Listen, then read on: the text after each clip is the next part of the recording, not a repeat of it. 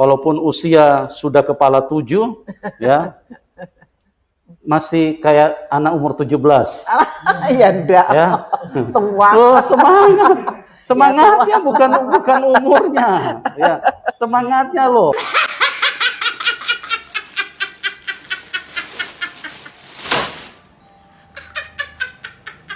Itulah Tuhan. Ya, Tuhan Yesus adalah Tuhan yang baik, Tuhan yang mengasihi jiwa-jiwa. Tuhan Yesus tidak marah kepada mbak ini. Kemudian Tuhan Yesus tempeleng sama dia, kurang ajar kau ya.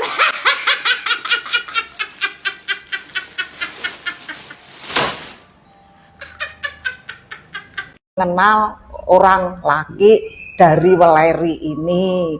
Saya ngaji kan, juga, dulu ngaji juga. Iya, tapi kan Bapak ini kan saya tidak tahu kalau Bapak ini orang Weleri, orang Kristen kan saya tidak tahu orang Kristen itu apa. Saya tidak tahu.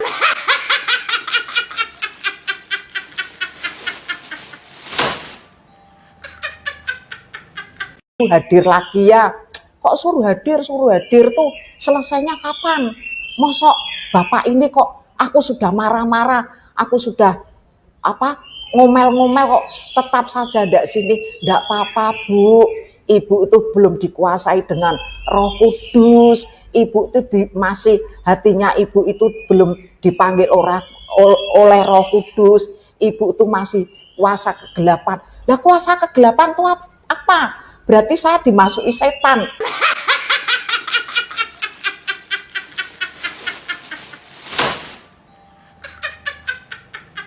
Ning gereja kuwi anane nyanyi mbek keplok-keplok kuwi maksudnya apa? Gur nyanyi keplok-keplok ae.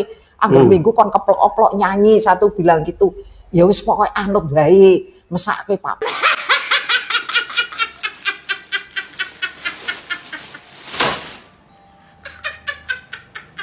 Itu Pak Kupon sama Pak Andreas itu datang mengabarkan tentang Injil. Saya enggak ngerti blas.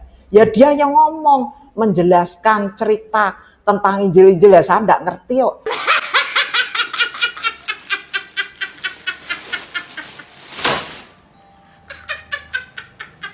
Masih muda panggil ibu, Bu, ibu ke gereja ya. Lah ke gereja tuh apa? Saya enggak tahu. Sampai Bapak Pendeta tuh tempat saya diantar ke gereja itu, tempat rumah itu ya, dari rumah saya tadi tuh sampai ke gereja tuh jalan saya didampingi, diiringi gitu. Terus saya ikut saja. Di situ kok tak denger kok orang kok pada keplok-keplok. Bapak itu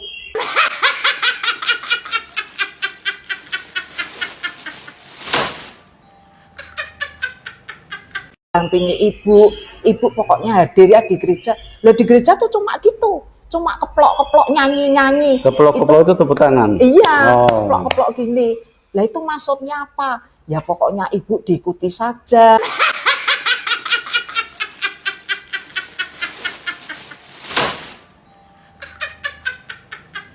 Percuma sampai nggak ngerti bilang gitu. Bapak ini tak jelaskan, enggak tahu kamu artinya nanti saja.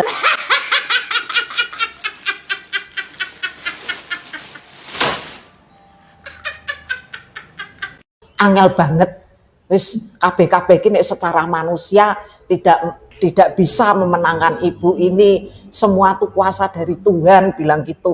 Lah saya tak denger gue ngomong ngopo sih.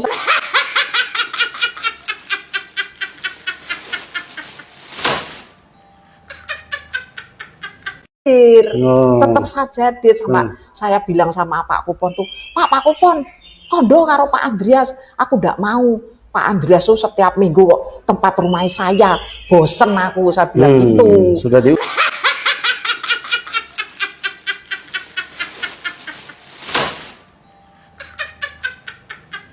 Ibu Mbah nggak tahu kalau bapaknya itu Kristen? Enggak ngerti. Pokoknya bapak yang ngikuti saya, ngikuti orang tua saya. Nganu ki Mas, iki besok ningkain ning Semarang kawin Islam. Bapak itu ya anut saja. Anut saja ya enggak tahu cerita iki aku wong Kristen, sok ben sama dadi wong Kristen. Mungkin bapak bilang gitu, aku enggak jadi, mungkin takut, mungkin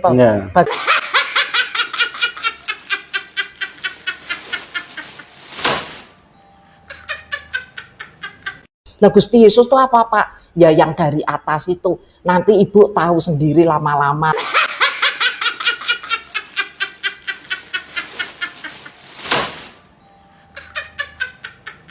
Lah, kalau setiap saya hadir tuh di gereja keplok-keplok sama nyanyi, kok ada gambaran, ada salib gitu ya, terus saya bilang, lah si jenenge Tuhan Yesus kau mana, satu bilang gitu, terus dijelaske sama Pak Andreas, ini ibu tuh nyembah sama ini. Tapi teman-teman, sebagai orang yang berpikir dengan baik, kita harus memberikan jawaban yang sederhana, singkat, padat, dan mudah untuk dimengerti. Namun dalam kesempatan kali ini teman-teman, saya akan memberikan sebuah jawaban.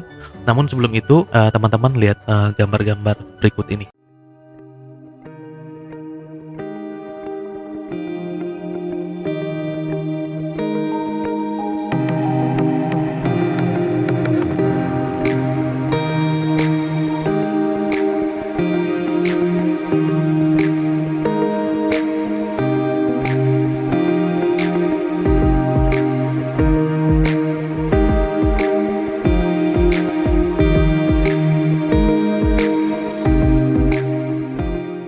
Oke, teman-teman sekalian, lihat ada beberapa memang gambar-gambar ini menyatakan semuanya mirip dengan Tuhan Yesus, kulit yang berbeda, rambut yang berbeda, dan lain hal sebagainya. Maka ini membuat iman kita goyah, iman kita goncang, iman kita runtuh, kekristenan kalah. Teman-teman, saya mau bilang begini, ini jawaban sederhana. Kalau teman-teman pengen tahu lebih dalam, belajar. Tapi saya akan memberikan jawaban-jawaban yang sederhana. Poin yang saya sampaikan di sini adalah, pertama, kekristenan tidak percaya dengan semua gambar-gambar itu.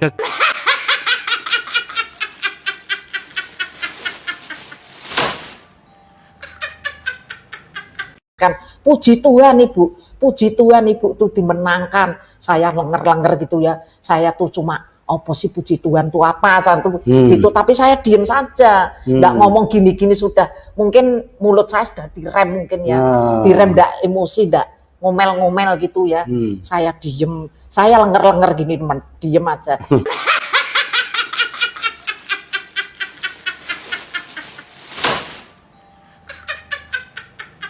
Kalau saya tidak di gereja, seperti orang utang ditagih.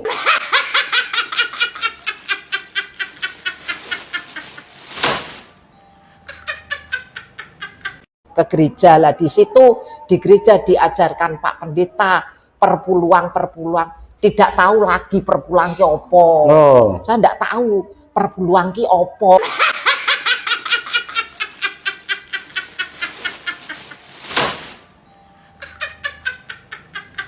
Saya berani belajar. Dulu belum dikasih amplop, masih digeletak kayak gini, saya belajar. Belajar tuh saya takon-takon sama cucu saya, lho iki aku wis belajar jenenge persepuluhan kayak gini. Oh iya mbak, nek mbak bayaran 1 juta, diambil 100.000 disembahke buat gereja, kalau mbak pangkat gereja tuh dimasuk ke gereja. Cucu saya bilang gitu. Sampai sekarang saya belajar, belum sungguh-sungguh pinter, tapi belajar tentang hal persepuluhan.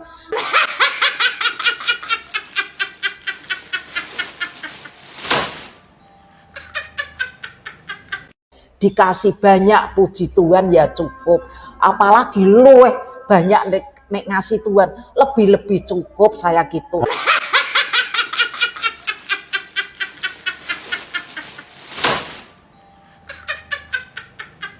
Tadi Terima kasih. Mbak bilang dengar suara, itu dengar suara apa waktu itu? Lah ndak tahu, wong malam mau.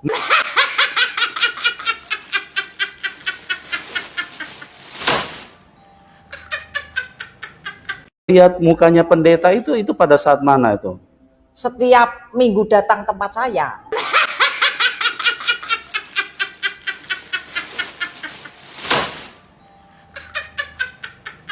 Dipimpin firman Tuhan sama Pak Andreas itu, sama Pak Kupon ya, saya ikuti, apalagi saya orang bodoh, ndak tahu ya, cuma saya denger ke suruh nyanyi keplok-keplok ya saya keplok-keplok gitu. Tapi kok lama-lama hati saya ternyuh, hati saya terbuka, hati saya tuh ada perubahan gitu, perubahan ndak galak.